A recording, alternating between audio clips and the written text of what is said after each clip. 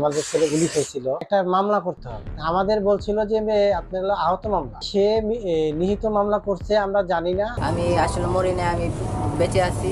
কাগজে কলমে শিশু জিহাদ শহীদ হয়েছেন আজ থেকে 11 মাস 5 দিন আগে। ঘটনার শুরু 2024 সালের 5ই অগস্ট। বসিলা ব্রিজের নিচে গুলিবিদ্ধ হন জিহাদ। এরপর তাকে প্রথমে নেওয়া হয় গণস্বাস্থ্য মেডিকেল কলেজ হাসপাতালে। অবস্থার অবনতি হলে ঢাকা মেডিকেলে ভর্তি করা হয়।